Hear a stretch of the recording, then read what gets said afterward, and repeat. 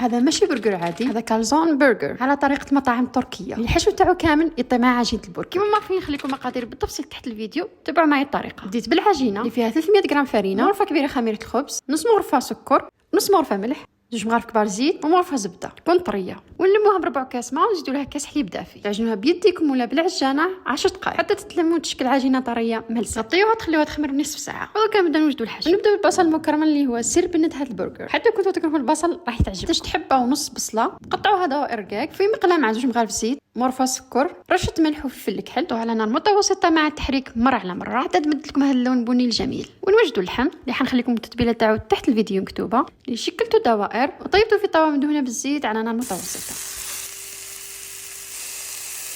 وتكون خمرت دوكا العجينه بوم، راح تقسموها على 3 مرصوات.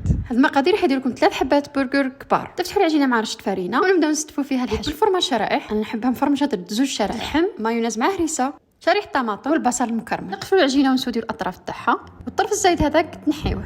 بعد في بلاطو تحطوها، تدهنوها بصفر بيض تكونوا فتحتوه بالحليب، وتزينوها بساندويتش وجرجلان. طيبوها في الفول شعلتوا عليه من قبل على 180 درجه طيب 20 دقيقه. يزيدوا شعلوا عليها تتحمر شويه من فوق. وهذا هو شكلها النهائي. لازم تجربوه. ديروا لايك فولو. سلام.